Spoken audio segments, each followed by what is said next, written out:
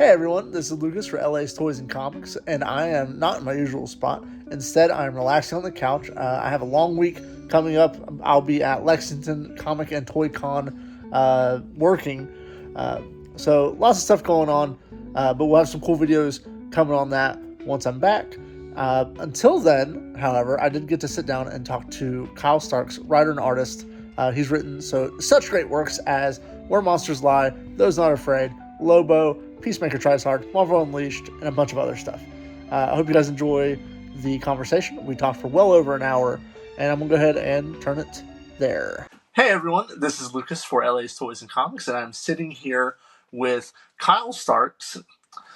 Kyle Starks, you may know him from such seminal works as Lobo, Peacemaker Tries Hard, Rock Candy Mountain, Karate Prom. Look at him, he's pointing to all this stuff. And currently he just finished up Where Monsters Lie, Cul-de-sac, and we are halfway through his new book, and Biscuit already wants to join us. We are halfway through Those Not Afraid. Kyle, welcome, and thank you for your time. Right. Yeah, of course. Thanks for having me. We love to talk. We love to be asked to talk. Oh, yeah.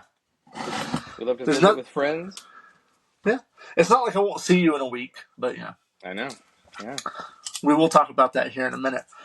So starting off, of course, Those Not Afraid is still running right now.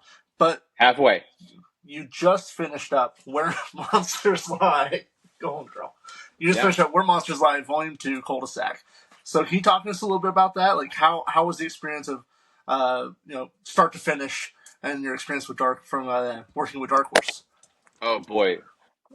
Trick questions. Loaded questions. Right out the gate. Lucas is trying to start beef. No. We did Where Monsters Lie Volume 1, 2023, me and Peter Kowalski with Vladimir Popov on colors. I love it. It is that one is about where do slasher monsters go between their killing sprees. Their killing sprees ostensibly are the movies we're familiar with. What I presuppose is that there are gated communities for slasher monsters to go. They have HOAs. They have to take out their garbage. Someone's getting food for them. There's people who help them with their little plots. Who builds the Sawman's traps? Who builds? Nope, he's not doing it. I've never seen a blueprint in a Saw movie. I've never seen a wrench, unless that wrench was going through someone's eye as part of some sort of complicated device. Someone's building that stuff. So I was like, oh, I bet there's tech support and all this stuff for this. That's what Where Monsters Lie is, and of course the story part of that is that a secret agent who's basically Batman if Jason Voorhees killed Batman's parents. Has been spending his whole life to fight monsters and to seek monsters and to destroy monsters, finds this gated community. That's Volume 1. It's great. It's sold out at the distributor level. We love it. Peter Kowalski is great. It's really fun. If you like spookies, I highly recommend it. And that ends with, now they're going to another gated community.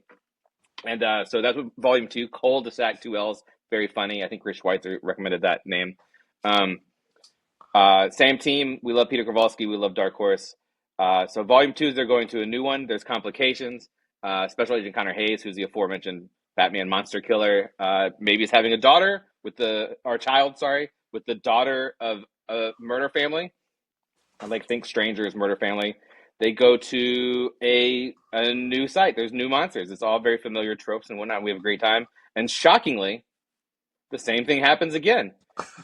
He just kills everybody. It's great. Spoilers? It's not a spoiler. It's how he does it. It's what's interesting. And who are these creatures? They're very domesticated and they're very human, even though they're monsters. It's a lot of fun.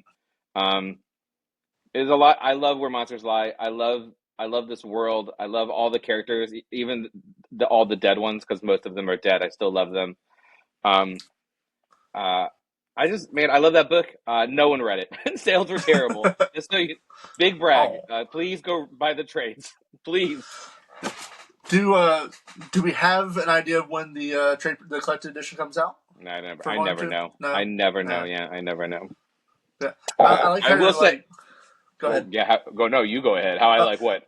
Yeah, I like how spoilers. Everyone's dying, but it does play out almost like a reverse slasher movie. Whereas Connor is the slasher and the monsters are the victims. Yeah. Well, and so going back to volume one, the thing that really interests me more than like playing with sort of the tropes of what if all the slashers were real and they all lived in the same world, right? Like outside of that sort of interesting thought experiment, the thing that I wanted to play with, because you meet the monsters first and hey, demon clown, you gotta take out the trash. And he's like, wait, like, what's to take out the trash? And little stuff like that, which I thought was really playful, is like, then someone shows up who is like, I hate these monsters, I'm gonna kill all these monsters. The question is like, what is truly evil, right? Is murder evil? Yes. If you're the one who's just murdering like these semi-human,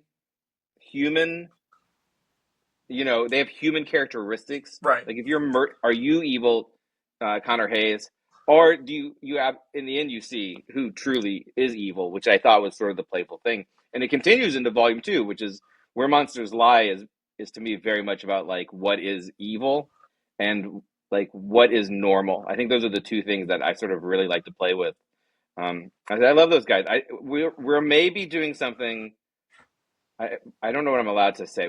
Sales Okay. are really bad. I'm Don't going worry. to say I it. have 300 subscribers. No one will Well, watch this. they all know somebody. Sales were really bad. I feel like that was a failure of promotion, not the quality of the book. I think it's a really good book. I Yeah. think it's really fun. I think if people like horror movies, they'll love Where Monsters Lie 1 or 2. So I think we're going to try something experimental to try to do a volume 3, because it's Okay. tough to justify. If the book doesn't sell, it's tough to justify. But I think Yeah. we're going to do something. I'll talk to you. I'll talk to you Yeah. privately about it. But it'll be announced probably over the summer. I'm going to have a lot of announcements over the summer, Awesome. um, No, that's great. that I can't talk about now. Right. But yeah, I have a lot of things happening this summer that's going to be pretty exciting. But yeah, I love Where Monsters Lie. It's the first. This is not entirely true. Karate Prom was the first thing I did where after I did it, I was like, there's more story to be told. Um, and I knew what it was. Where Monsters Lie, I did the first one, and we ended on a cliffhanger because it's funny to end things on a cliffhangers. I like, you'll see it in Pine and Merrimack, you'll see it in Those Not Afraid when it wraps up. I like the sort of reader thought experiment of trying to decide what would come next. I like that. I like that in things. I don't like it when things don't finish, but I like it when you go, oh, what happens next with these people? So when we did volume one, that was it. I just did a womp, womp, womp. What a good twist at the end. Who's the monster? Who's the real Yeah. monster, right? Like that's the twist, is that Connor Hayes is a monster. He's one of them. He's a maniac cop, right? Spoilers. Yeah. Which I think is a nice twist, and I think it's a very cathartic end. But then I put there's more of this world. So it was the first thing I did where I was like, oh man, I want to do 3 arcs. I want to do 3 arcs because I want to do this next arc, which is a bad sequel, where you go see 2 more of these sites, because it's like there's a world, right? Like Yeah. if there is this gated community and we find out at the end there's another one, well, there's probably, and they imply that there's another one twice in the book, because Murder Grandpa complains about how he had to leave a certain site, because it had fleas. I think it had a Yeah. flea infestation. Well, you see that site, you know what I mean? So it's like I want to show that site, and then another site which just had a bunch of the sort of monster tropes that I never got to touch. I really want them to go to Japan. I really want to see the Japan gated community so badly, and I don't 100% know what that is. I don't know who's there. I have an idea of a couple, but like most Right. of them have like, I think there's 6 to 8 monsters living in each of these towns. I know 2 of them. Two of Yeah. them are obvious. So it's Yeah. like the fun thing Ghost is like girls and giant monsters. Right. I don't know, giant monsters. Because here's the thing: like, there's not really giant monsters. It's a slasher. It's like Fair. slasher world. Yeah. So that's the thing: is like, is Godzilla in it? No, he can't be. But I have ideas anyway. But I don't know Okay. what it is. I think I know how it ends. I also want them to go someplace else, and it's like that was always in my head. So the hope is for your 300 listeners. Listeners, how many listeners? Oh, 50, 150. Rosenberg got 47, so I'm gonna push for 50 for you. All right, 47. We're gonna do it because you know what? We got that Lexington connection. We're gonna do it up. That's right. Um, yeah. So I think I'm gonna announce something this summer. I think it's very exciting that we're gonna try something, and hopefully it works. And it might not work, and if it doesn't work, I won't be surprised. But I'm trying to do things different, rather than being mad all the time about the nature of comic publishing. I'm trying to do some things that are different. We'll see if it Yeah. works Well, out. I don't know if you've kept track, but I think at least 80% of our conversations usually devolve into how do we fix publishing, how do we fix the industry. Yeah, Which I I'm in think therapy. we all, I mean, we all need therapy. I need therapy. Uh, but yeah, Where Yeah, Monsters Lie yeah. has You've wrapped heard all up. my bits. Where Monsters Lie cul-de-sac is wrapped up. Should be able to find the issues at your local comic book store, and be on the lookout for the collected edition coming, hopefully in the next couple months. Yeah. So moving Issue on 4 has though, that baller Dan Hip variant too. Like, get that you Dan got Hip here. Wow, it's so good. you got your guy. I try to get him every time. Yeah. So moving on, Those Not Afraid, your other book from Dark Horse Comics. Hmm.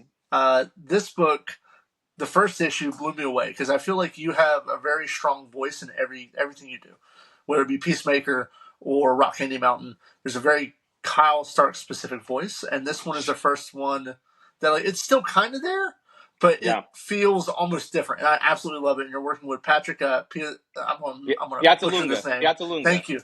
And he's doing great. Is it Mark Bracco? Brasco. I have the book I can't. right next to it. The Mark colors is Bracco. great. Marco Baraka. He's Yeah, really good. yeah, And and this is just a stellar team. When they showed me Patrick's art, which is very stylized and sort of Mm-hmm. noir-y and sort of Sin City even, I was like, "Who's the colorist?" That was literally the first thing I said. And they go, "Oh, he is a guy." And I'm going to tell you, Kyle. They said the same thing about Kyle Hotz because I asked the exact same Yeah, question. Yep, there they are. yeah. When I did Lobo, I asked the same thing about Kyle Hotz. If you have certain art, the colorist needs to know what they're doing. So those guys Oh come God, yeah. together. Yeah. So they were great. Patrick was great. And yeah, I'm trying to. The next book that will be announced from Dark Horse, timing. The Yeah, next new book from that is going to be it's with Peter again with Peter Kowalski, is not funny at all, which I right. didn't think this was going to be. Um, I don't intend for this book to be funny. I wanted to do a serial killer horror book. You know what I Right. mean? Which is they are so riled up. Look at They him are. go. The wife is Woo! home. She just Uh, got home. Mine's yeah, going to be home. It's going to happen here in a second too. Um, of course. Same thing's going to happen Best here. best laid plans of mice and men. But Yep. and this book you mentioned not wanting to be funny, and it doesn't, to me, it doesn't read funny. Yeah. I There's think probably a Ewing. couple bits in there that are a little. I feel like there's just something about the way I tell stories. Yeah, There's probably a couple things that are not intentionally humorous, but sort of incidentally humorous, right? right. Like I just can't. Well, the interaction between I wrote in my notes, I can't. Mark Ewing. Dotson and Yeah, Ewing and Ewing. Dotson. Yeah. There's some comedy there because, like, you can tell Ewing really wants to keep doing this competition, and Dotson kind of feels like, yeah, sure, whatever. He's like, I just want to kill people. But that's the setup, right? It is a competition between serial killers Mm-hmm. to get the state record. How Mm-hmm. how did this book start? That's a very broad question, but Yeah, everything I do, I try to make the thing I wish existed in the world. Very often, they're what I consider like love letters, right? Like yeah, Sex Castle is a love letter to '80s action movies. Kill Them All is a love letter to '90s movies. Peacemaker is a love letter to Peacemaker, right? Like they're always me trying to make something I wish existed for me, and I hope other people enjoy it, which is the greater intent, of course. But so I did I Hate This Place. Eisner nominated, Glad nominated. That's a brag. I yeah. Hate This Place because someone said don't do comedy anymore, so I did I Hate This Place, and I think this might be the only horror book I ever get to do. I might do a bad job. I'm going to write a love letter to horror genres. I Right. liked it so much. So then I did Where Monsters Lie, which was a love letter to my personal favorite, which is slasher movies, right? But there's no, and it's like there's a lot of press for Where Monsters Lie. It's like it's where serial killers live. It's like they're slasher. No one calls Michael Myers a serial killer. Like, you know what I mean? Like no one calls Right. Art the Clown a serial killer. But I'm fascinated, like most people are with serial killers. And so you always sort of go, well, if I ever figure out what the story is, if I ever figure out what the story is, and I this was it. I finally came up with it. Like, what if a competition? What because it adds stakes to it. I think there's a Right. lot of great serial killer fiction and comics even. But it's like where's the narrative stakes? Where's the character stakes? And there's the danger of like a sort of like a, a fragile friendship. You know what I mean? Like don't forget they're killers, but also it's like they're because of the nature of this competition, everything's amplified. They are now not forced, but they are pressured to kill more frequently. Um, Mhm. So that's the premise. That's the bit. That's how it came apart. I like serial kill. I like serial killers. Says the creepiest man ever. I like serial killers, but I think most people do. Um, uh, but yeah, so that's where it came from. Yeah. So, and like we mentioned before, we are halfway through. It's 4-issue miniseries. First issue, we get to set up. We meet all the main characters: Cece, her father, Ewing, Dotson, and then the second issue, we get a little bit more info on Ewing, and I really want to find out what he. This sounds once again creepy. I want to find out what he does with the heads, which I'm sure we'll Oh, find out by the end of it, because that's kind of a whole thing. That's I a deeply personal question, Daniel. I believe that may be a theater of the mind situation, but it's been a Oh, while. okay. I wrote it a while ago. I wrote it a while ago. But look, if you know anything about serial killers, and if you Mm-hmm. don't, that's for the best. Sometimes they like to take trophies. Mm-hmm. Sometimes they're heads, and what they do with them is always gross. Uh, Right. they all do the same thing. Yeah. They're But nasty yeah. little buggers So that all do the same thing. so we have Cece, who is a serial killer podcast host, like true crime podcast host. Her father, which is the drunk detective, The disgraced disgraced sheriff. detective, Yeah, disgraced sheriff. disgraced sheriff, Yeah. and then we have Ewing, who has his mo of kidnapping women and mutilating them, and then we have Dodson, who is this issue. I think it's the second issue where we find out he has a list from God. Two Yeah. very different types of serial killers. Yeah. Um, So, I mean, there's like you're gonna put me on the spot. There's like four types. There's like four types of serial killers, and I'm not gonna remember all of them, but one of them is like inspired by craziness. mhm. Um, One is I'm not gonna remember. Look it up, Google it. It's really interesting, and Yeah, I think they're both two. Um, but really, like if you're going to boil it down to like the simplest sort of um, like the biggest breakdown is that Ewing in many ways is a Ted Bundy. mhm. He's very Ted Bundy. He's very ego driven. He's obsessive. He thinks he's great. He thinks like this is his calling. He does it out of desire and kind of pure evil, right?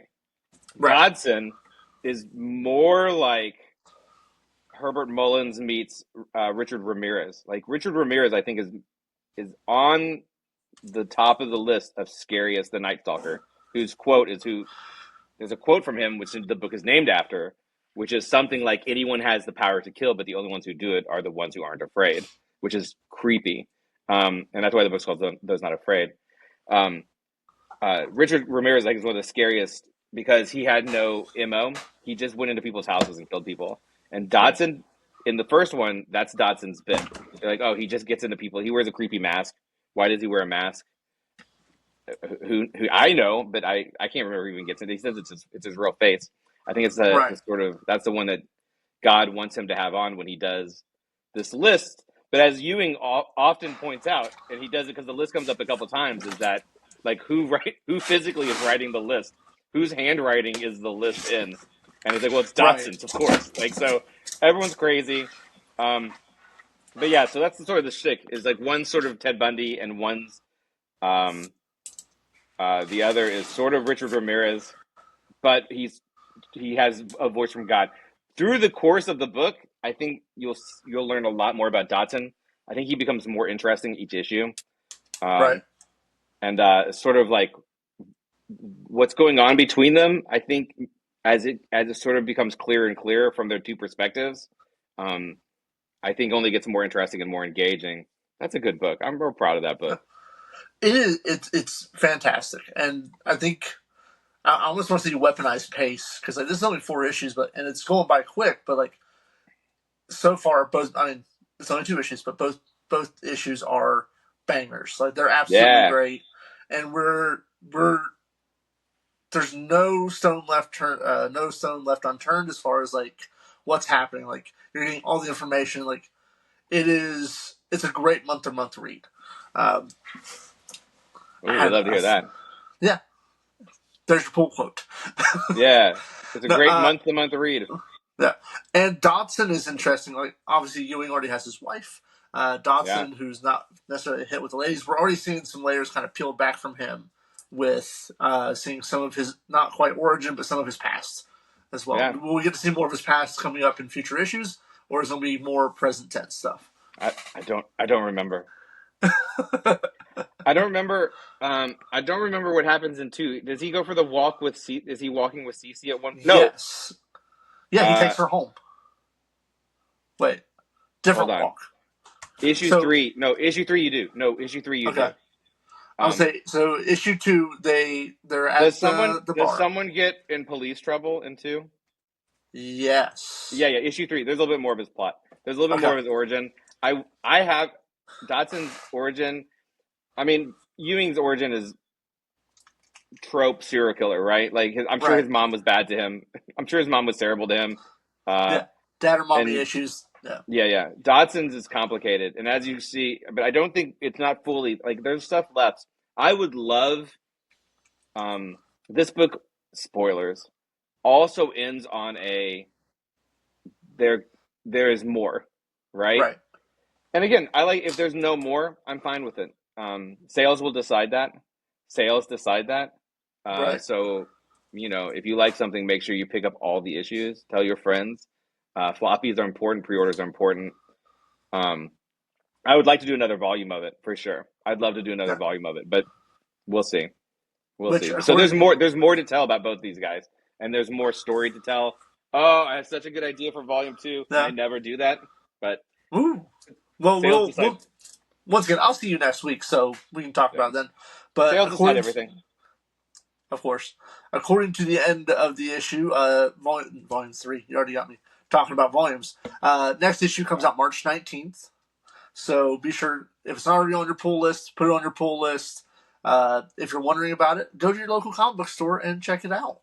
I'm sure Yeah, most they stores probably probably have it, have and if copies not, too. they can order it for you. They can order it for you. Fact They can do that. from Yeah. Penguin Random House, not Diamond. Yeah. Well, who cares? Yeah, we ordered more number ones through Diamond, and they never showed up. So it is what it is. But this series leads me to another question, sir. So you have launched, let's see, Barfly, Those Not Afraid, Where Monsters Lie, Where Monsters Lie. Am I missing one from Dark Horse? Oh, Was it Dark in, Horse is Where Monsters Lie, Where Monsters Lie 2, Barfly. Those not. No, that's it. okay? So obviously you started with Legend of Ricky Thunder, your own thing. But sorry, I'm wrangling my cat. No, that's all You right. started with yeah. I'll tell you something about that whenever we finish. But you started with Image. Now you're working with Dark Horse. Is there a reason that you've chosen Dark Horse over Image, or was it just kind of like the right place, right time? How'd that come about? Well, you work with everybody. I started Mm-hmm. with Image at Sex Castle, Image at Rock Candy Mountain, but then Oni had me do Invader Zim, and then I did Rick and Morty, and then actually killed them all. Dead of Winter. Those were all Oni books. Mm-hmm. I was with Oni for a while. And I was with Skybound for 4 books: Yeah, Assassination, Six Sidekicks, I Hate This Place, Dr. Pepper comic that no one ever saw. yeah, I never saw that. Creep Show. Yeah, Like I was with Skybound for a while. Like there's a lots of each publisher is different. Each one has pros and cons. Um, so why you choose one over another varies. I right. like Dark Horse. I own all the rights to Dark Horse. I have a very good agent. I've been very lucky having things optioned.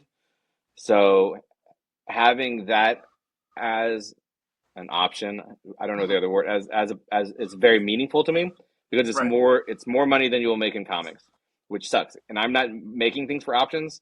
I'm telling my right. stories. Dark Horse is is very similar to Image in that you own the rights, and I will say for me personally, creatively, it's very rewarding. They let me do my stuff, and Good. that's what I want. I feel like I'm a unique voice, and I feel like I should be allowed to tell. I humbly say this, humbly, is that I feel like I should be able to tell Kyle Stark stories. I feel like those are the ones I tell best, and I feel like because I have a unique voice, its notes are challenging to give to me. So Dark Horse is great creatively. I will say, Image is better at selling comics, but Image does not pay you. You get paid Right. back end. So if I want to work, if I don't want to draw it, I'd have to pay an artist out of pocket to work for Image. That's not that's not entirely true, they they will there's a discussions, there's different agreements, but so for me, it's always been images for my stuff. Generally speaking, if I want to draw it, generally speaking, Mhm. but Dark Horse pays me a rate, so you make something no matter what. Not that I ever didn't do well at Image, but I couldn't work with Peter at Image. I couldn't afford to. Like if Peter could work for free, we could do it. If Right. Fran for Pine of Mac would work for free, they can't do it. I mean, so that's how you make the decision is where you're happiest and where the arrangement at this stage. I mean, because at my stage, I get to pick and choose, right? Like I'm Yeah. again humbly and with much gratitude. Like I'm in a position where I get to pick and choose, but I've worked with almost everyone now, and I've liked working. There's pros and cons to every publisher. I mean, that's the answer to that. Like why this one Right. over that one. For Dark Horse, creatively, they let me do what I want, um, and I own the rights. But I will also say, Barfly didn't sell well either, which sucks because that's a really good comic. Me and Ryan Brown made a really good comic. And I feel like if people enjoy meta comics, meta superhero stuff, to not have read Barfly feels like a miss to me. But like, not a lot of people checked it out. Why? I don't know. I can't answer that. Why did not people get Weird Monsters Live Volume 2? I don't know. My suspicion is promotion, um, Hmm. and that Barfly had a weird name, right? All these Right. things factor in. So like that sucks. If you're me and what you want to do is make books for people to read, and for them to do well enough, you can make more of them. Um, so that's the thing. You're always just trying to find the best home. In a perfect world, like I think if you look through comic history, people who are around work with everybody. They just work with Right. everybody, right? Um, until you find the place that you're happiest. The guys who go from, I mean, like Tynan, Snyder, like they made enough Batman money. They can afford to pay Right. someone to do. I don't have Batman money. I don't even have I don't even have Zatanna money. You know what I mean? Like I got so I think Image is tough. I think Image top to bottom, if you had the means, is the best. Hmm. Uh, just because they people pay attention to them, it's the best deal. But you also have to do what you want to do. I like working with Fran Galan from Pine and Merrimack. I think they're one of the best artists I've worked with maybe ever, and I've worked with the best artists in my opinion. I've been very lucky. Hmm. He's expensive because he's good, so it's Yeah. like that's a challenge. So it's like it's not going to be Dark Horse for Fran. So it's like it's trying to find a home for me and Fran and a project and comics. Man, it's frustrating. It's super frustrating because what do we? You know what we want to do? Just tell good stories. We just want to tell good Right. stories. Yeah. Yeah. That is a question that I just like to ask just in general because get my cat off of here again. She I only know they wants went up there. attention. She only wants attention whenever I'm interviewing someone. Hmm. It seems like. But I asked just because obviously for years you hear Image is a golden deal. That's the deal. You own everything, and it is it is He's it doing is it. it is the best. Uh, Yeah. but I mean, obviously, The Dark Horse deal is the same. right, It's the same deal, but they do pay you in advance. right. So Well, and that's what I was gonna say is like throughout the years we've seen Boom Studios get a lot more competitive. We've seen Dark Horse get competitive. We've seen Oni Press. good, but I think the top three are for different reasons. It's Marvel, DC, and Image. I mean, it's like that's tier A. You know what I Right, mean? And then tier B and C change. I think Oni's doing really smart things right now. I think they were down and now they're moving up. mm-hmm. Like they might have been a D, now they're maybe a B or on the verge of a B. Um, and that stuff matters for if you're me also is trying to find because we just want the most readers. That's all I want. Right, And as I've said a million times on a million podcasts, I don't want the most readers because I would make the most money. Like the money's great, it's nice. I would like to actually make some. That'd be amazing. But yeah, it's like the more readers, that's what we make. I make these things to be consumed, to be read, and that's all I want. So that's what we're always trying to find is that the balance of they let me do me, they let me be me, telling weird stories about whatever my weird little stories are that I think are really entertaining and great and niche and unique and fun. Um, that's what I want. Are the people who are going to sort of like try to bottleneck and it's like that? All that stuff matters. And that's not a knock on editors either. I've had a lot of great editors, but right. It's just reality of the reality the of less hassle I publishing get, the reality happier I comics. am. Yeah, the less hassle I That's get personally, oh, the that's happier I am. most. That's everybody. Uh, That's you, everybody. you would be surprised. No, A lot of dudes really enjoy a lot. Comics is a collaborative thing. Yeah. And a lot of people really enjoyed the full collaboration. They really Mhm. enjoy talking to editors and talking to, let's get into this, let's mix it up, let's your ideas and my ideas and we'll put them together. um Not so much your boy. Yeah. I wish I was better. But I'm very type A when it comes to this one thing. When it comes to this one thing, I'm very type A. Um, and I've been fortunate to mostly work with people who appreciated it, and uh, we all did our jobs. That's what I like. I like when we all do our Yeah. jobs, and I'll do my job as well as I can, which I think is okay. Yeah. Which you will write and or draw. Although you're doing a lot less drawing these days. Do we have a? Right now, Well, I was going to say, do we have a Kyle Starks drawing book coming up anytime soon? That obviously you can't talk about it, yeah. but anything in the pipe works. Dude, I've already drawn two full issues of two different things this year. One was a one-off. It'll probably never see print or the light of day. But Okay. yeah, I'm trying to. I said there's an announcement this summer that has been the focus, sort of the back half of 2023. I've been wanting to draw again. I want to try to do some experimental things that I feel like I couldn't Okay. drag an artist into, because they're risky. Like I need a very cheap artist. Kyle Starks is the cheapest artist I've ever worked with. He's 100% free. Um, Yeah.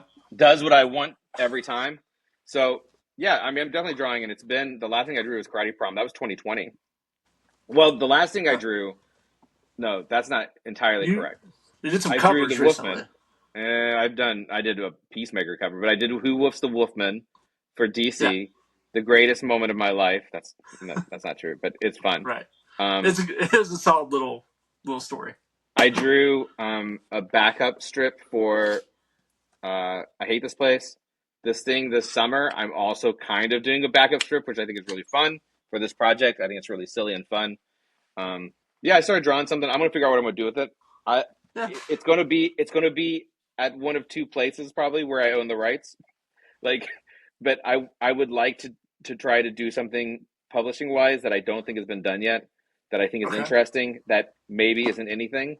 Um, but I think it's interesting, and I think we should be trying. I think as an industry, it's tough to talk with someone who's a retailer, but as an industry, I think publishers and creators need to be looking at not alternative. I think wording is a very important Mhm. additive, um, Right. additive ways to sort of get books out in the world, because I believe you didn't pull the string, but I believe comics are best. I think comics as a medium is at its best when it's accessible and when it's cheaper. Um, 100% agree. I 100%. I think it I think and I think I want to try something. That's all. I can't get into Right. it, but I Yeah. think we should be looking at things. I think we should be considering things. We should be looking at other similar medium, almost identical mediums that are doing very well, and be like, well, what's the difference? Like, why? Yeah. And so anyway, so yeah, I'm drawing something almost just to sort of f around and find out, and I'm sure it won't work. I'm sure it won't work, but how will we know until we try things? How will we Right. know until we try things? You Yeah, miss I'm trying to. 100% I of the think I, baskets you don't shoot or whatever it That's is. exactly that. You miss 100 of the shots you don't take. I think Yeah. I want to try to draw more. It just I just forget how happy it makes me. But it's tough because Mhm. as I do, I'm writing the secret book that will be announced this summer. I'm Mhm. drawing this book, which will who knows, or maybe I kickstart it again. Who knows? Like who knows what Right. I do? Um, is that as I do that, it's like there's three more books that I have to write that are coming along. You know what I mean? Like there's always like, oh yeah, there's Yeah. I have to keep doing this other work, You which are is a busy great. man. Yeah. Yeah, but I'm not. I'm sort of not right now, and Mhm. I go, oh, isn't that nice? And then literally, I'm like, oh, I got three pitches. I got three pitches. And I just Yeah. did one. Someone was literally. I was like, do you want to see this? I don't want to do it. I don't have the time, but I was like, do you want to see this pitch? And this editor was like, yeah. And I was like, oh, I want to sit it, and I forgot. Again, I say humbly, what a place of Right. uh, privilege I sit in. But it's like, oh, if they say yes to that, I have to do it.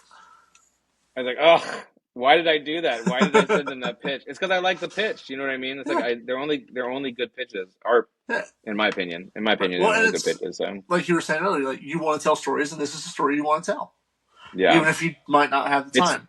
it's the curse. Well, look, Yeah. there's always time. Right. Sleep and pleasure are overrated. You know what's great is telling stories. That's The what's great. grind. Yeah. Talking about not having time though, and we've mentioned a few times. I'll get to see you next week. You're coming to Lexington Comic Con. Hmm. You do a lot of conventions. That's true. How do you manage your time between writing, sometimes drawing, writing and drawing, and convention work? Yeah, I mean that's easy. I treat this like a real job. I work Monday through Friday. I generally don't work on the weekends. So for me to go to a convention is rarely an inconvenience. I think they're always beneficial. Uh, I'm very lucky. I almost always, I mean, I always make money. Um, Mm. so it's like it's never a loss for me. So it's always something that's worth generally doing. Yeah, convention. I think it's part of the job. That promotion is there's not any like part of it. Conventions is promotion, varying success probably, but I think I would like to believe, he says, his eyes rolling so hard it hurts. I would like to believe like I am charming and affable enough that if you meet me, you'd want to read my book. And if you read one of my books and you go, oh, that was good, I liked him, you'll read another book. That's what we hope for. Right. Um, I to be fair, like probably I don't really get three-quarters of the shows I do are the same ones every year simply because I like those shows, right? Yeah. Like I think I've missed one Lexington and I don't know why. I don't know why. I don't get into it. We don't need to know answers Right. to this. Uh, Right. I think I've missed one. Like I like Lexington. I like the city. I like the food. I like the show. Heroes Con, I like the city, like the people, like the show. So there's a lot that I kind of just do over and over because I like the people, like the city, like the show. I'm doing MCM London this year. I'm going to London for the first time. Ooh. Uh, Congratulations. Thank you. I'm going to Portland for the first time in a while, at least 5 years. So that's basically a new show. Um, I did Terrificon last year, which I hadn't done before, which was great. We'll do that one again in a heartbeat. So like we're open. Like there's a lot of shows, especially a lot of West Coast shows. I simply haven't done that. We would like to. We would like to do all the shows, and it's always good to go new places and sort of meet new people and have people meet you for the first time. I'm doing a 1 day teen lit convention in Okay. Minnesota this year. We're just saying we're Yeah. just trying to go places and do things this year, and see how that works out. But yeah, I treat but the answer to that question is, and I say, I'll tell you for people who. So if you draw all the time, let's say I was not Kyle Starks, but secrets. Artists do better at shows than writers do. That's not Yeah. hard to imagine because they have. I mean, you can sell prints, you sell your books. Even as sort of a cartoonist, I've always sold more books than anything else. Not necessarily by design, but that is the thing that I'd like to sell. Like I want people to read my books. Mm. But I'm going to go and I'm pushing. Just think about let's say I take 50 books. I take 50 books to a show. If I sell all 50 of those books, I made $1,000. All right. Well, we would like to make more than $1,000, so we have to take 150 books. Right. All right. If we sell all these, that's a great weekend. We're very pleased with that weekend. We're taking 3 boxes of books. All right, that's a lot. For me, I also I got stickers. I got prints sometimes. The prints never do well, but that's neither here nor there. Sometimes I have single issues. All that stuff is stuff, right? If you're an artist and you can do, a 9 by 12 bust for 250, you just need to really take a couple books and the sketch pad, and you're going to do better. So, Hmm. but the turn off of that is that artists will work through the weekend. Like comic artists are a different breed, where it's like you Yes. just work all the time. Um, and I say that too, but I go Saturday I try not to, Sunday I try not to. I just try not to because I think it's a job and it's better for your life. And I'm really fast, which I'm not good. I could maybe be good, but I'm fast. So like that factors in too is that I sort of push productivity over artistic merit. Um, so certain benefits of being Kyle, humbly of being me is that I've life hacked some of these things. But Yeah, so you got to take a bunch of stuff, and then like the profit margin's low, and all these things are factors. She's gonna attack you. No, she's going She's to got attack her sister. all She's right. going after her. So yeah, I like doing shows. I do like to do shows. I like. Yeah. I don't. I am. This might surprise you, knowing me personally, Lucas, but I'm a bit of a misanthrope. I'm a bit of a No, curmudgeon. I don't enjoy leaving my house, which is not healthy. But I don't like it. I don't like going places. I don't like doing things. I do like doing comic conventions. It's like oh, there's good. dude. There they go. It's like but the thing is, also it's worked for me too. Like even like I would never. I just turned 48 yesterday. I would Yep. never in my life go. Let's go to London. We should. You know what we should do is get in a plane for 16 hours and go to London for a week. I would never. But I'll go to a convention. Why? Who? I don't know. It just makes more sense. So it's like the one trips I go on, and I don't know. Conventions, I think they're important, but you also have to pick and choose. Like for a younger creator, I'd have a different strategy. You know what I Mhm. mean? But I like doing them. I think I do them pretty well, and you know, I mean, that's. I mean, we're a different situation because it's definitely more of a work situation at first. Because I worked less in Comic Con. You also worked less in Comic Con as a comic creator. But I first found you at a convention. My buddy was buying Sex Castle. He was like, "Hey, this is Kyle Starks. This Sex Castle book is awesome," and yeah, that started a conversation.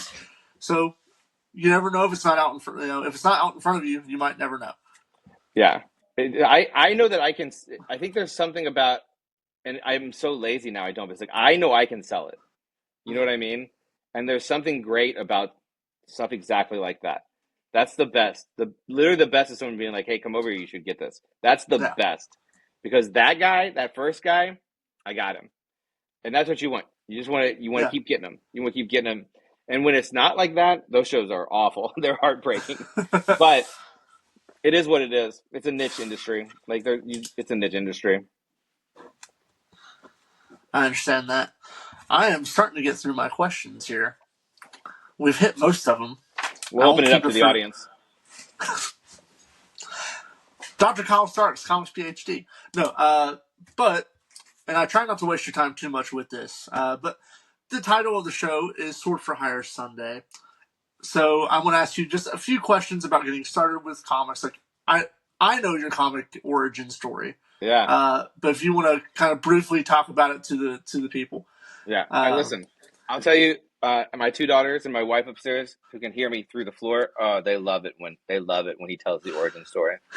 I, I should get my youngest down here and have her tell it. At this point, I think they all know my bit, but yeah. I think it's good. My wife says it's sort of my best TED talk. If I was going to do a TED talk, it would be on this, which is finding your dream late in life. That's how we started. Titled "Finding Your Dun, Dream dun. Late in Life." So here's the story. I loved comics when I was a kid. I worked in a comic shop from 14 to 22 in the 90s. I'm old, like I said, I'm 48. I love comics. In the 90s were bad. I got out of comics. I went to school to be a fine artist. I was going to be a painter. I was not good enough. I was also working at an art gallery at the time, so I was certain I was not good enough. And I transitioned to graphic design. I never did a day of graphic design. I only ever did production art. I worked for newspapers. I worked for printing companies. I had a good union job. I partied. I drank a lot. That's what I did. I drank a lot, and I tried to take home girls from bars. That's what I did for about 8 years. Eventually, I was lucky enough to take my wife home, and married her. We're gonna be 20 years this year. I think 20 years. 20 or Congratulations. Yeah. 21. Yeah. And when I had my first daughter, who turned 17 this week, I realized, or I became very aware at that time that because we were gonna have a second one, I would never have free time again. I would never be able to do things for myself. And so I made a list. I made a list of things that I wanted to finish, or do. And number one was finish a comic, not make a comic, not create a comic, finish a comic. Because when I was a teenager and I loved comics, I for sure started a bunch of them. I did zine stuff. I did some mini comics, but I for certain never drew a 24-page comic. I probably drew a bunch of 21-page comics. Right? I never finished one. So number one on the list was finish a comic. What I did was I started posting a comic twice a week on the internet. I did not promote it. It was solely for me. It's called The Legend of Ricky Thunder. Mistake number one, it was 180 pages. Don't do that. That's so dumb. I didn't know it was going to be 180 pages. Plan better. Plan better. 180 pages. It was discovered by, at the time, a very popular comic news site, which is now defunct, which is too bad. That made a lot of careers, mine being one of them. They discovered it probably because it was a wrestling comic, because they were wrestling fans, and it was a comic, and there wasn't very many wrestling comics in 2012. I think that's what year it was when I started doing that. So they're like, oh, you should do, and people started reading it, and I did not promote it. They promote, you know what I mean? So suddenly I was getting attention, and I was like, oh, wow, like, where are all these people coming from? How exciting. And I made friends with those people, and they're like, "Oh, you should start going to conventions." And I was like, "Why?" Because I have a good union job. I have two daughters. You know what I mean? I was like, "Why?" And they're like, "Oh, it's just what people do. It's like it's good for networking." Which, by the way, I don't know if that's true, but that's debatable. I don't think I ever got. I don't think I necessarily. I can think of one.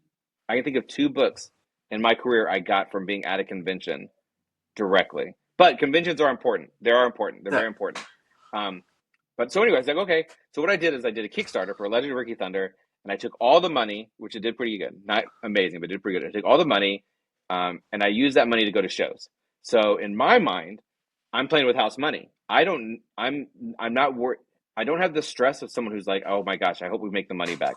Oh my gosh, I hope I don't lose money at the show, because they were always paid for, right, by me. Right. And I just saw it differently because it was Kickstarter money. So I just had fun. I just had fun at these shows selling my book, Legend of Ricky Thunder. I found that I loved, as an adult person, 34, 35. This is 35, middle aged. When I started doing this, that I loved drawing and making comics and telling stories. I loved it, and I was doing it all the time. So I did another book called Sex Castle. I thought, what a great hobby I have, where I get to do this thing I love to do, and then I get to make money off of it, rather than like name any other hobby where it just costs you money all the time, right? So I did Sex Castle. I did a Kickstarter. Same thing. We're going to shows.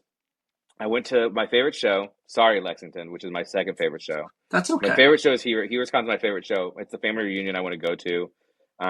There's a place called Mertz. It's a soul food place down the street from the convention center. I love soul food. I love Mertz. And but you can't go by yourself, so you're always trying to find the group of people. You know how convention stuff is, right? Yeah. You're always trying to find the people who go to the place, so you can go to the place. So anyone I knew from I think maybe it was my third year at HeroesCon. That might not be right. I'm bad with time. I think it was my third year. Are you going to Mertz? Are you going to Mertz? Are you going to Mertz? No.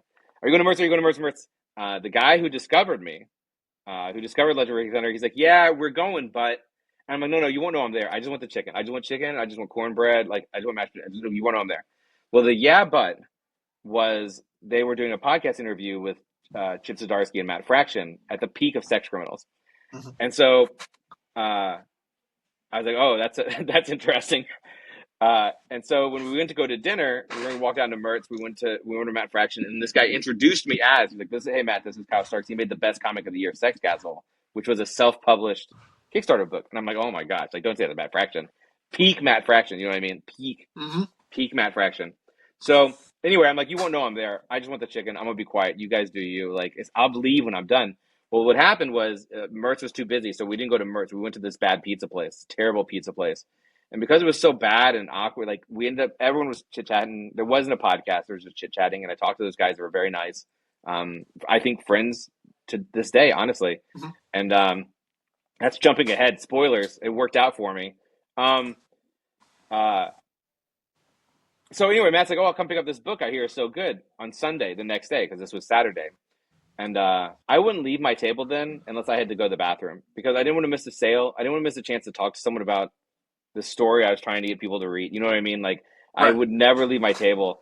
And but Sunday started passing, and the thing about Matt, like, he's legitimately one of the nicest guys I've ever met. He supports the industry. I know that if a show is slow, he'll walk around and he'll buy stuff. Like, does he want it? I don't know. I can't imagine, because I've seen some of it. I think he just does it to be nice in the show. Like, one, there's money to be made, and you're putting money back in the industry. It's just good business. It's just smart. Yeah, and my Matt Fraction story as well. Like, he offered to call people for me, and just not for like connections. Just he offered to call Howard Chaykin for me, just to let me talk to Howard Chaykin at a convention. Oh, like, yeah, no, he was a sweetheart. Yeah, he's the nicest guy. He's literally the Uh, nicest guy. I yeah. hear he's the new Batman. Is that true? Yes, him and Amazing. Jorge Jimenez or Phil Jimenez. Good. I'm excited for that. Yeah. Good. I'm glad he's back. We miss Matt. Yes. Hollywood was punishment for Matt. I know that. Anyway, All so right, long back. story short, yeah, long story short, this is a long, but this is the sort of the call. The oh, so I'm like, screw it. I'm gonna go over there and give him a book. Like he said he wanted it. I'm gonna go give him one. What's the like? I liked him. I'd like for him to read my book. So I walk over there again. This is peak sex criminals. Peak sex criminals. It's Sunday and there's still a line, like around, like it's for real. Like we Right. haven't line. Like you'd have to be. It's a creator at this point. Like a book. It's sad. We should have lines like that more often, but neither here nor Mm-hmm. there. So I go over to the table. Well, it's not just Matt Fraction. It's him, Chip, and Gail Simone all sitting at the same table. There's this Ooh. crazy long line, and your boy, I'm just not waiting in that line, man. I gotta get back to my table. I got stuff to do, right? And so I knocked on the I knocked on the end of the table. All three of them look at me. I was like, "Oh, hey, Matt." He said, "Oh boy, you want to read my book? I brought my book." Anyway, I'm like, "Hey, you said you want." I was like, "I brought you my book. You said you want to check it out." Like, sorry to interrupt. And Matt goes, this is my wife's favorite part. He goes, "Oh, how much is it?" And I'm like, "Oh, it's nothing. Like, gratis. Thank you for showing any interest." And Yeah. Matt Fraction stood up, turned and faced me, pointed his finger at me, and he said, "Pros get paid." And that is words that have stuck with me. I think it's important. At some point, you're a pro, and pros get paid. Right. And what happened after that? Again, the story goes on, but this is my origin story. So I'm sorry. It's not just I I crashed to Earth. I crashed to Earth, and a nice old couple taught me how to be a good Midwestern boy. Sorry, it's longer. Um, is that I know for I some of this is speculation, but I can based on now being however many years, 8 years into being a full-time comic creator, is that I know like people give you stuff at shows and you put Mm-hmm. it in your bag and you take it home and you probably don't ever look at it. Like that's just the nature of it. We try to look at everything. It's tough. It's just tough. Shows are busy. There's no time at the show. So you have to hope at some Yeah. point we go, oh, what do we got here? It's just the nature of the beast. His plane didn't take off. Like his plane was delayed on the tarmac. And so he read my book and then he started tweeting about it. And I sold like 6 books and I was so thrilled because I just made $120. Yeah. And I was like, oh my gosh, like thanks so much in Twitter DMs. And basically he was like, hey, do you want to talk to Image? And I said, sure. Because I was like, why? I've been like, sure. And like I can't understate what it I'm sure for Matt it's no big deal. And I'm sure Matt doesn't think about like connotation of choices, or maybe he's like, this is really good and that's all that matters. Because I think it is really good. I still think Mm-hmm. Sex Castle is maybe my best book. Though I have personal bias because of this story that made my career, is Right. that to go, hey, unknown creator, unknown creator with 1.5 books for like, do you want to talk to a major publisher? Is so bold and like aggressively kind. You know what I mean? Right. So that anyway, that's my long story short. We did Sex Castle Image. It was optioned before it came out. A group in Hollywood paid me money before it came out. It was nominated for an Eisner, my first book, and it started my career because of that. I did an I would say objectively funny book. Anyone Mm-hmm. who was doing a funny book reached out to me. Everyone was trying to get me to do funny books. I was fortunate enough that I had a full-time job, had a union job. I could say no. You know what I mean? I could say no to things that I thought were not right for me. And I've always been that way. I've been very lucky financially. Not that I'm in an unfinished basement. You know what I mean? I'm in an unfinished basement. It's not going great. It's going well, but it's going well. Yeah. Well enough that I can say no to things if I feel like I wouldn't do a good job. And so the next thing I did one issue of Invader Zim, which I had a feeling I wouldn't be a good fit for because I never saw that show. I was too old. Um, and I was like, man, I knew that wasn't it. But as I said to my wife, because I love Dan Harmon, I love Community, and I love the Ben Stiller Yeah. show. I was like, I wish it would ask me to do Rick and Morty. At this time, Rick and Morty had one season out, and no one watched it. Unless you love Dan Harmon, you weren't watching Rick and Morty. And literally a week later, I got an email saying, "Do you want to do 5 issues of Rick and Morty?" Again, long story short, I did 48 issues. I did it for 5 years.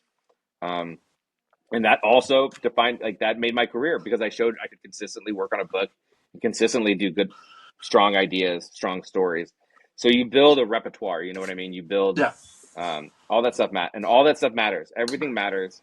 um, I've been very lucky in my career. And I say to Matt and this other guy, I'm like, hey, I owe you guys. Like, if it wasn't for you guys, I'd have nothing.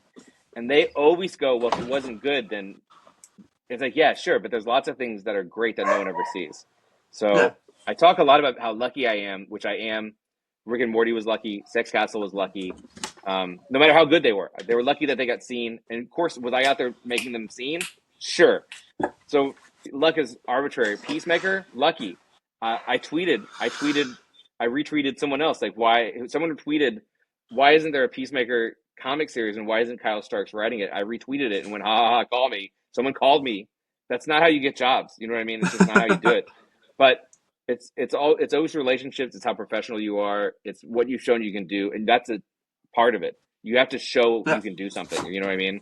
And I've always been very professional. I will always be, at the very least, very professional. And I'm hopefully always different and good. You know what I mean? Like, we're hoping like the Kyle Starks product stands on its own 2 feet, for better or for worse. But yeah, so that's getting into comics. That's my origin story. That's Whoa, your boy. origin. What a tale. Mm-hmm.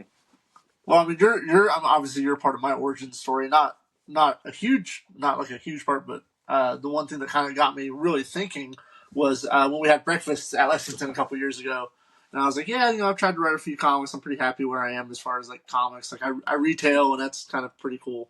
And then afterwards, I was like, I'm not really that happy. I really need to do something. And I finally just put up a shut up. But you were there talking to me about it.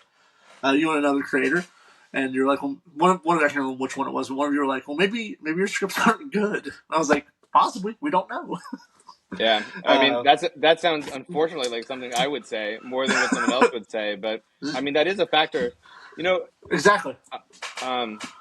We always say, this is a Schweitzer quote because he says it more succinctly than I do, but like the difference between, for comic creators, the difference between an amateur and a pro is that a pro finishes. That's the difference. Yes. And I, depending on your mental state, you might again roll your eyes at the idea of it, but once you make a comic, you're a comic creator.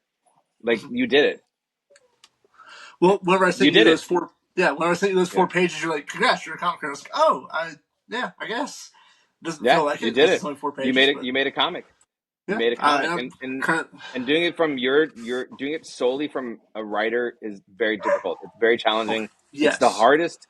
It's the hardest way to enter into comics, and there'll never be money. Like, there's never enough money to justify how hard it is to get in.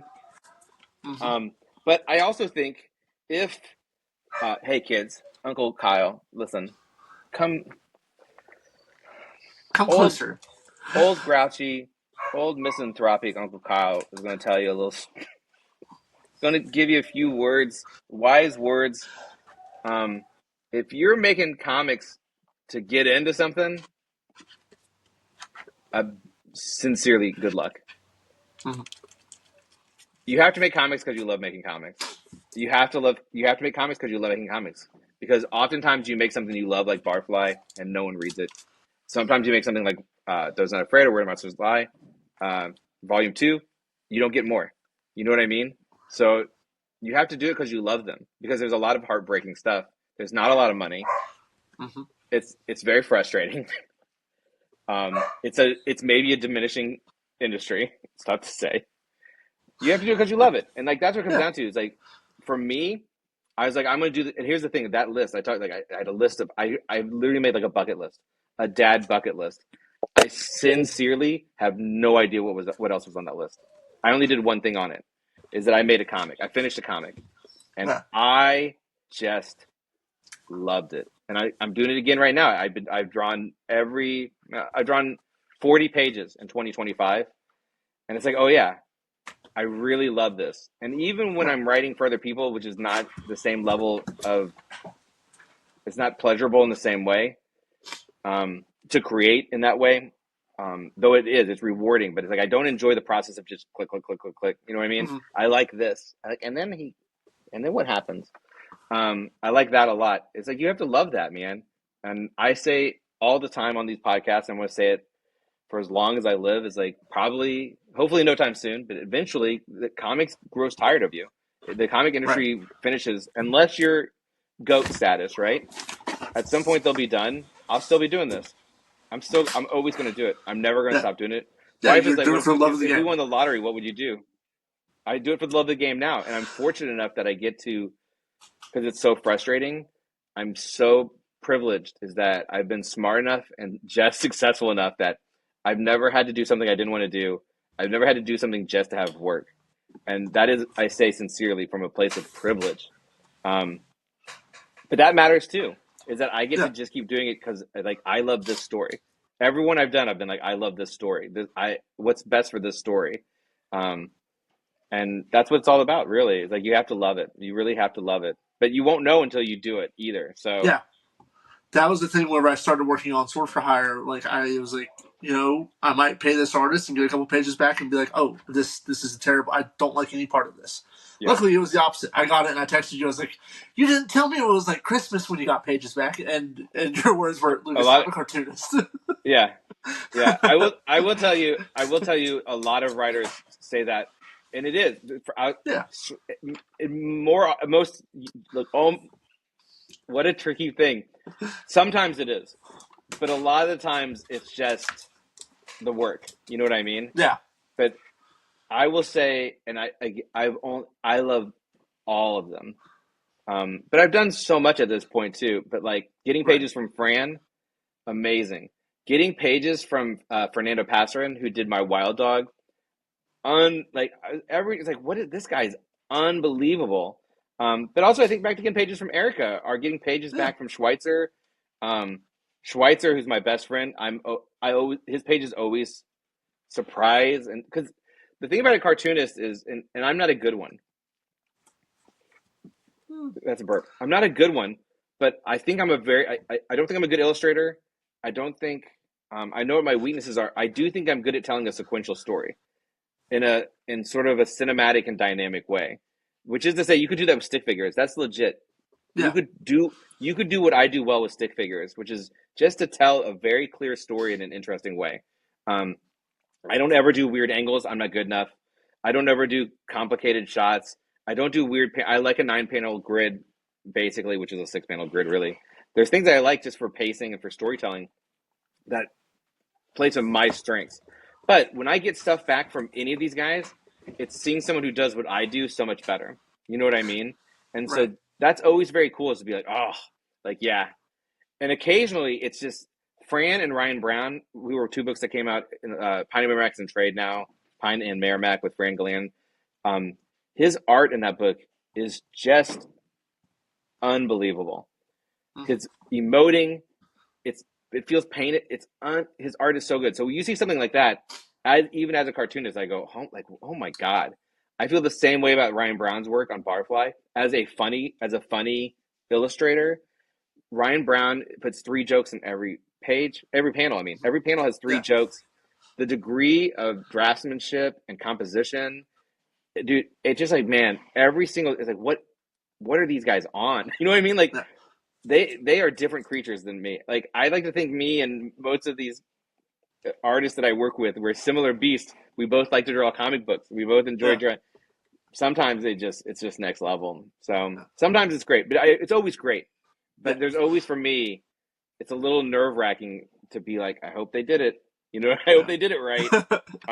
That's almost Well, yeah. never been a problem either. So And Barfly, like we talked, issue to issue on Barfly, and you always mention like, oh my god, Ryan Brown is so good, and it shows on every page. Like you said, he's stuffed so much stuff. His storytelling, it is just, it's one of those, like, obviously I like your writing. If you took all the no, writing I out of agree. it and you I just agree. visually, it's a feast. Like Those it's are the just two such books. a good Those are book. the two books more than anything. Pine and Merrimack and Barfly. That I'm like, if you don't like me, still read it. Like they're Yeah, so good. Uh, Barfly not doing better. I'm hoping in trade it does really well. right. That's my hope, because I really sincerely like it's a henchman coming of age. It's a super villain henchman coming of age story. Yeah, Like, come on, man, it's so good. I really think we made something special with that book. So you always want, that's the thing, you gotta love it, man, because sometimes things just don't get seen, which is what I said in my origin. It's right. like a lot of great stuff never gets seen.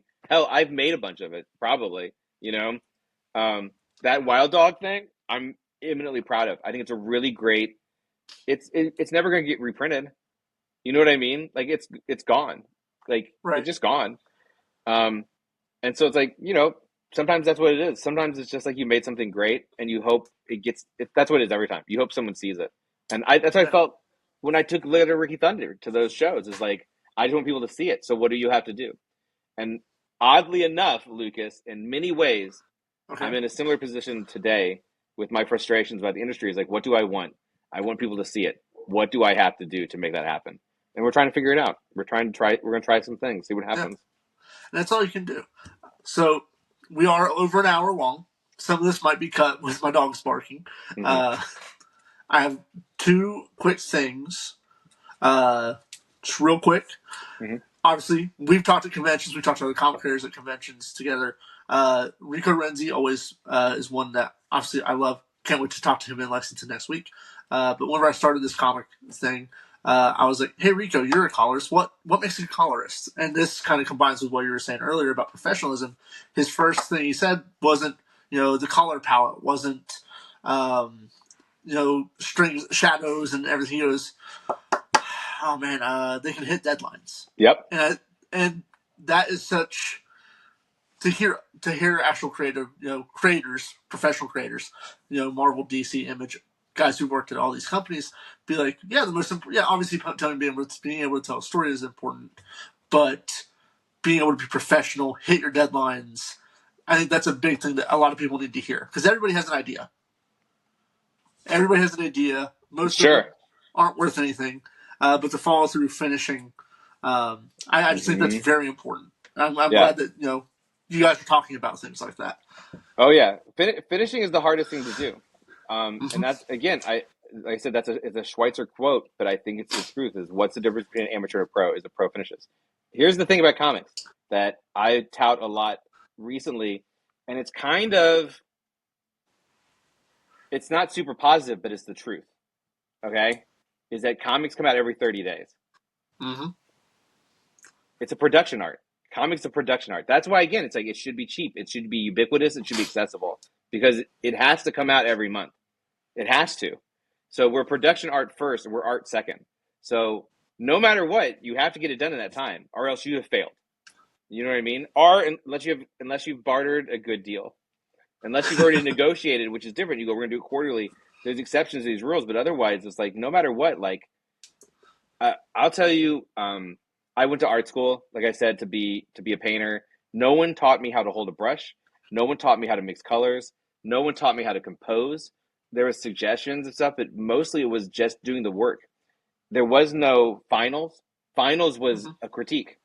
So what you learn, like if someone's like, my daughter's like, I'm gonna go to art school. I'll be like, here's what you need to know, because they're not gonna teach you. Like, take some figure drawing classes. Don't be an art major. Take some figure drawing classes.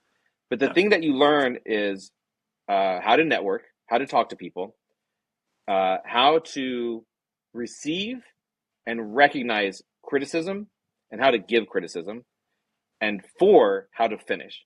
Because unless it's done, you fail. Unless you get finished, it's you failed, right? And I think those are the thing. It's really three things: criticism, networking, and networking is different. It's because you're like anyway. Those are the Yeah. real three things you learn in art school for me that I took away from art school. Finishing things is hard. I know a lot of new writers and it's like, let me tell you the story, and they start telling me about the world, and I'm like, what's the story? That's the Yeah. most important thing. You know what I mean? You're building this thing, and you're looking past the trees. You're looking deep into the forest. It's like you just focus on the thing that you'll finish. Um, that's why 180 pages is stupid. It's Yeah. a stupid way to do it. But also, I just did it for myself at the time. I was doing it for myself, and there was an end. I knew what the ending was. I just had to get there. Um, Right. so it's like those are all things that you have to know. That's like the best advice that I've always heard was to be successful in almost any creative field, but in comics, you have to be two of three things. You're fast, you're nice, you're good. I always try to be fast and nice, and sometimes I'm good. Um, but yeah, you have to be professional. It's a job. It's a job, man, Yeah. and it's a monthly job. It's a monthly job so you all parts. You have to be ready to work it fast. You know what I mean? Like, yeah. Look at that. That's Yeah. big. That's big important No, lessons for that everybody. is that is, and I think that's something that once again, I'm on Reddit. I'm on all these places with all these people that want to be creative. and they overlook. Like you said, there's forest for the trees. I was talking to a guy who I wanted to do a variant cover for Sword for Hire, and he was like, "What's your book about?" And I was like, "It took me like 20 minutes to figure out the log line." I was like, "I Yeah. could go into this big detail." I was like, "No, I need like 3 sentences." You need one sentence. You need Yeah, optimally you need one sentence. And yeah, that being that being said, you want to be able, if you can say it in a sentence, it's easier for a retailer to sell, right? yeah. But that doesn't mean if you can't, that doesn't mean it's worth making. I cannot tell you what Old Head's about in one sentence. In 5 I know I don't think I can tell you at all because to me it's so many things. And you go, what's it about? Oh, it's like, oh, it's this guy fights monsters. Like that's not compelling. That's not a log line. You know what I mean? Yeah. I'm like, oh, this guy. It's like this long. So it's not a good sell, but I think it's one of my best comics. So it's like sometimes you make the thing despite the fact that. But I will say, what's those not afraid about? Two serial killers going to competition to break state record. What's Where Monsters Lie about? It's about a gated community for slasher monsters. If you can do it, and sometimes that's all it is. Sometimes you go. Right. Sometimes it's just a title. I have a pitch I'm about to do based on a title. Sometimes it's just an idea. I'm trying to do it just what if the world's most dangerous hitman hired the 20 next best hitmen to protect him from a hit? Like Yeah. the elevator line is important because it clarifies it for you. It clarifies intent. It clarifies message.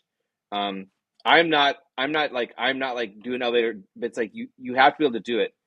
And even if sometimes you have to be like Rock Candy Mountain is a lot of things. It's seven.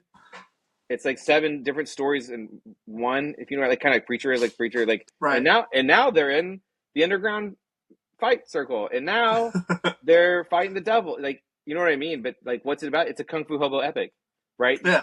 So to have the log line is important.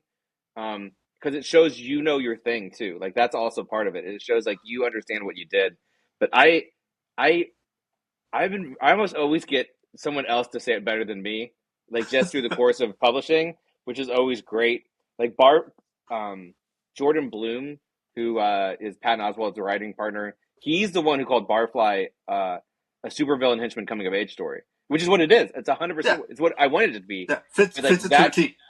That series of words, I don't think I would have done. I would have been like, oh, it's about this funny little guy. This funny little guy is he's downtrodden. He's trying to get out there. You know what I mean? So elevator, it helps. And like the better it is, the better you'll do. Especially with retailers don't have. Mm-hmm. If you can do it simple, yeah. So all that's important. Also, the same for titles. Have we talked about titles before? Yes, because you're the first person that I went to. I was like, "Hey, man, Sword for Hire," and you're like, "That sounds fine." Yeah, and we had a whole longer conversation after. Yeah, titles. I think there's 2 types of titles. There's actually 3, but I don't talk about the third one. 2 types. The 2 best titles either A, tell you specifically what it is, Sword for Hire, in hopefully a unique way. I say Teenage Mutant Ninja Turtles, Hellboy. You know what you're doing. Yeah. Give it to me. Or it asks you a question. It asks the readers a question that you want them to go, well, what's the answer to that? Which to me is Karate Prom. You know what you're getting, right? Karate Prom is my favorite title right now because you know what you're getting. It's about a karate prom. Do you want that or do you not want that? You have to want that. It's called Karate Prom. There you go. But otherwise, it asks a question like, I hate this place. Ask a question. Those not afraid, ask a question. I think Where Monsters Lie asks a question. Like, what do you mean? Where do they lie? What does it mean? Are they lying down or are they telling lies? Those, I think, are the best titles. I really like the title Pine and Merrimack, but it is not a good title. I think it feels good to say. I think it sounds interesting. But the only question I'd be asking is, what is Pine and what is Merrimack? And there's not a good answer to it. But sometimes they're just right. But I think if you look, especially if you look at the last 5 years, is that people are like, why aren't comics like they used to be, where it was just the name of the character and it had to be a good name? What's this about? It's about the Spider-Man. What's this about? It's about the Superman. What's this about? You know what I mean? They go, oh, okay, what's his deal?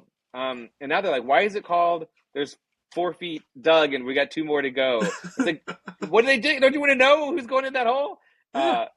so yeah, if you look at comics, I think the best ones always are sort of those two things. Though not, there's a million exceptions. There's a million exceptions, but Oh, elevator line, every role. Yeah. sure, yeah, elevator pitch is good. You should be able to sum up your book, because it shows that you've thought about it. It shows that you know what it is. You should be able to sum up your book. You should have at least an interesting or a functional title Yeah. that it's interesting, and yeah, be fast, be good, be nice, be two of those things. All right. The last thing I wanted to talk to you about. We are running late on time. This is what happens when buddies get together. Mm-hmm. But you mentioned Kickstarters a few times. You've had several successes on there. What would you say your top 3 tips for a good Kickstarter are, or a good crowdfunding campaign? Because obviously there's now like Zoop and Indiegogo and all that stuff. Yeah, I think I like Kickstarter best, but I'm also the last one I did was 2020, or 2021, because the pandemic happened. I was trying to get it printed during the pandemic, which I don't recommend that because those places are closed. So here's and I'm definitely doing a Kickstarter in the next year, at least one. I'm doing at least one Kickstarter in the next year because I love it. I think you treat Kickstarter. I'm going to break all these rules for one of these Kickstarters. I'm kind of breaking these rules, but I'm also kind of not, because for me, and if you talk to like Chris Schweitzer, who's done a few, the way that I do a Kickstarter is you treat it, you want to treat it like you were buying it. You want to treat it like a store that you're going into, right? So I don't like for people to have to wait.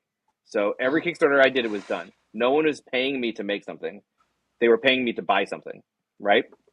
So every Kickstarter I did was to have something printed that I'd already drawn. I'm breaking this rule. Again, things will be announced this summer. So for me, if I buy something, I don't want to wait a year. I don't want to wait 6 months. I want it now. So for me, I always had a 60-day turnaround, almost always, unless there's a pandemic, because the book was done, and then I just went to print because I don't like people to wait. Does everyone have that privilege? No, but I think for Kickstarter, that's how I like it. I like it when I know I'm getting something, and I think it's gotten better. Back in the day, there's a lot of people backing stuff they never got the books, or the books were rushed because they were taking so long, and blah blah blah blah blah. So that's number one. Number two, hey man, check those stretch goals, baby. I know you're doing, we'll say sword for hire. I know you think it'd be cool if there was shirts. Why would anyone want that shirt? Number one. Right. Two, you now have to figure out a way to package a shirt and a comic. That's 2 different shipping packages you're using. It's extra money taken away from the Kickstarter. It's extra cost to you. If you only print 10 shirts, it wasn't worth it. You know what I mean? Right. I remember early on, people were like, we love hey, this is our Kickstarter for Monkey Dog. Oh, we love Monkey Dog. Monkey Dog gets into shenanigans. We're gonna do a stuffed monkey. Like, don't, bro. It's your first one. Keep it simple. My personal policy is like, if it doesn't fit in the envelope, it's probably not worth doing. That's not entirely true. I've done T-shirts. I did a flask for Kill Them All, but there are tiers and there's rewards. Like, the point is to make the thing. To me, it is not to make a shirt. It's not to make like, the point is to make the thing, because if you make the thing and it's good, people will see it, and that's going to help you do the next thing. And the next thing, maybe you're going to be able to make a shirt. Maybe you want to do a shirt really bad because your guy has a great catchphrase. I don't know. I'm not into that stuff. I just like books. So, we're always doing books. What? Better books. Sure. We love it when someone does well enough to make it a hardcover. Why not? But the book is the thing. Now we're adding foil. We did so well. We're adding foil. Awesome. Way to go, man. That's fucking cool. But I'm like, books, stickers, postcards, bookmarks, things you can commissions, things you can get in, especially for your first Kickstarter. Do the math. That's the most important thing, to find out actually how much you have to make. I always tell people who've never done a Kickstarter is to set realistic goals, because it's better to make that goal than to make what your dream number is, right? If you only need, which is probably true if you've never made anything, we'll say $2,000 to print. Right. 500 is a bunch of books, guys. If you're gonna have 300 in your basement, that's a lot of books in your basement. Yeah. But that's 6 boxes, big boxes of books. Anyway, is that if you only need 2,000, it's better to get that 2,000 than to put 10,000 and only get 5, because then it doesn't happen. Right. And then your dream's over. The whole thing's over. Now you have to pay for it out of your pocket. If you can afford it, if you can't afford it, you're done. You're done. So set reasonable goals. Do the math. Think about, dude. It's better if everything's going in the same envelope until you're doing well enough. Like if I was these guys who are, if you're making 50,000 or whatever, you know what I mean. It's different. But even then, I'm just like, what do I want? Art, stickers, stuff like that.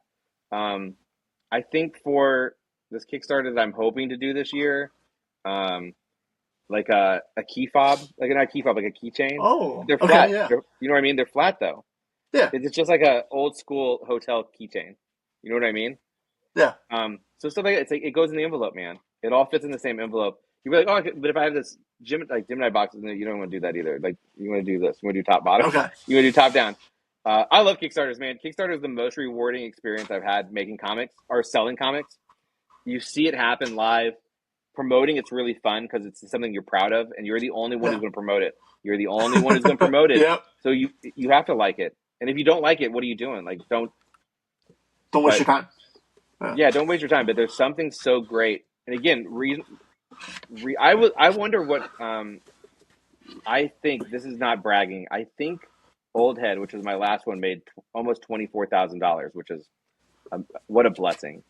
Yeah. I bet there's no way my goal. I'd have to check, but I'd be shocked if it was over 12. The one before made 22. So someone go, almost put 20, and I'm like, I don't need 20. I would like this. Yeah. You know what I mean? Reasonable goals matters a lot. I think people make a mistake of asking for too much and you barely make it. I think a lot of people pay the difference just to get it done. Like they just go, I'll pay the last $3,000. Like, oh, don't. Just be smart. See what you need. Do the math. Figure out your costs. That's really important. And that's the other thing. If you're adding a plushie now, well, if everyone's getting a plushie, how much does it cost to make 200 plushies? It can't be. You're losing money. You're losing money. Be smart. So yeah, be smart with that stuff. That's what my advice is. That's all my advice. I love Kickstarter. I love it. Good. Well, of course, I will talk to you at some point more about my Kickstarter when it happens. I thought the art was going to be done in October. I told you the other day, Yacopo was a lot faster than I thought he'd be. We might be done June, July, so Kickstarter might be later this year. But that's a story for another time. But Kyle, it has been almost an hour and a half. Thank you for the conversation, for the tips on the creative side. I love talking to you about your books. I love reading your books. Very nice, man. Thank you. Where can we find you, Kyle?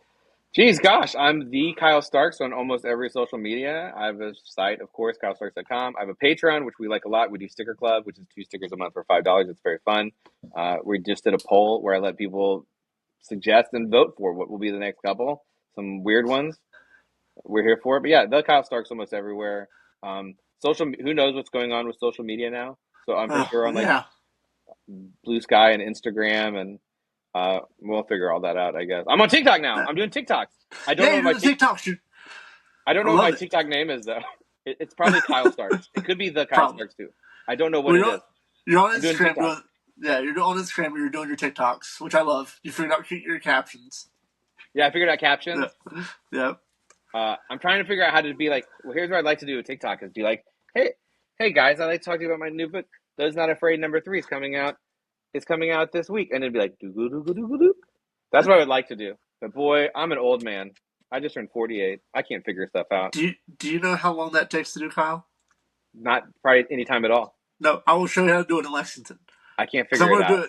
I'm going to do it for this show because I open the show with, "Hey, this is Lucas," and then I'll throw it to this, and I'll be probably like, "Those Not Afraid," and it'll go, "Doo-doo-doo-doo." Yeah, so, I will. Yeah, I don't know how to do it on my phone. Yeah, it's super simple. All right, you can show me. Yeah. I think it's easier on Instagram than on Facebook. Yeah. I think they have a better system, but not TikTok. So TikTok is just you use CapCut for everything. TikTok does have a pretty good editing suite for what it is. Yeah, but yeah, we'll talk about that later. You'll show me. All right. Yeah, I'm old. Can't wait to see you. The dogs are going off again. Yeah, that's gonna wrap it up for us today. Don't forget, go check out Those Not Afraid in stores now. Where Monsters Lie Cul-de-sac just wrapped up. Issue should be in there. Of course, all of his other works: Peacemaker Tries Hard, Lobo, Marvel Unleashed, Rick and Morty, everything, everything. Yeah, Go buy all the Kyle's books. ask your retailer. Ask your retailer to recommend a Kyle Starks book. And if they can't do it, Yeah. be like, just go check out my TikTok. You can ask me. Just ask me. I'll tell you.